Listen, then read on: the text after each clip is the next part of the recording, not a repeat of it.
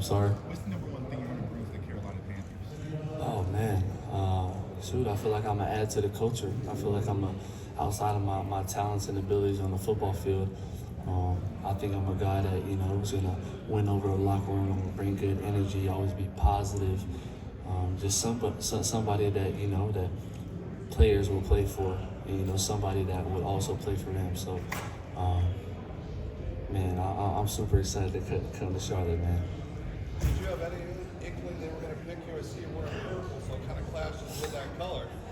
Yeah, nah, I mean, well, blue is part of purple, so I'll just go. I'll just go with that one.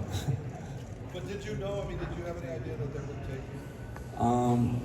you? You know what? It was kind of up in the air, but I have faith that I genuinely believe that wherever I ended up, I was meant to be there. So, I'm grateful that it's in Charlotte, and yeah, I'm just blessed, man.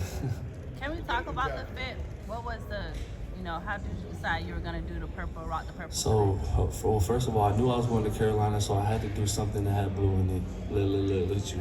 Anyway, you believe in it. You getting sold. Come on, bro. Stop being so gullible. Well, my favorite color is purple. I know I got the wrong colors on, but my favorite color is purple. It represents royalty. We got to come in here being royal.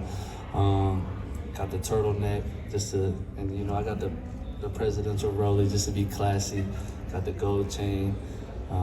Obviously, I got the legs. Shout out to G Miles for making the legs. It's free 99, so I can't complain with that one. But yeah, man, I just wanted to come out here and just look classy. T-Mac, you're going to the Panthers who have a veteran like Adam Thielen. What do you hope to learn from someone who's been in the league for that long? Whether it's Adam Thielen or Xavier, even though he's been in the league for 1 year, or anybody else on the roster, I feel like I'm going to be the new guy coming in. So any wisdom, any knowledge I can get from anybody, I'm going to come into this facility open-minded, all open ears, and I'm ready to pretty much steal whatever I can get from anybody, just to be as great as I possibly can be. And man, I'm really looking forward to it. T-Mac, we know you're one of the best high point receivers in the draft alongside with Travis. Let's say game's on the line, third down, Xavier gets double. You can't run a fade. What route would you want to run? What yard line we on? We on the 15-yard line. Oh, 15, so you want to go a little bit deep. Okay. No fade ball. Let's just do a comeback then. Why not? I see you're a funny guy.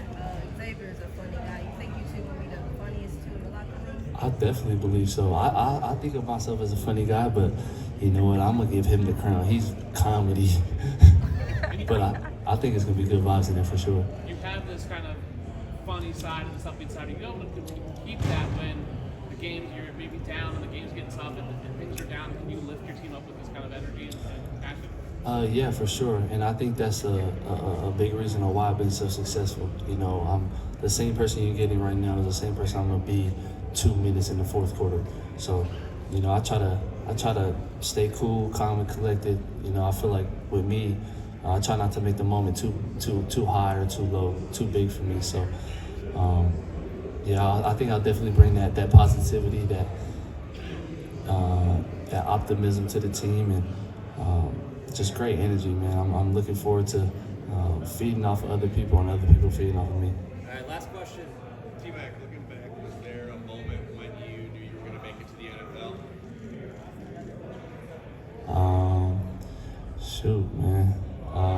I feel like I knew I was making it to the NFL after my freshman season of college. I had good coaching, good mentors, good people that surrounded me and just supported me. And ultimately, they were the ones that pretty much told me, like, if you want to do this and if you want to do it for real, you got to do it.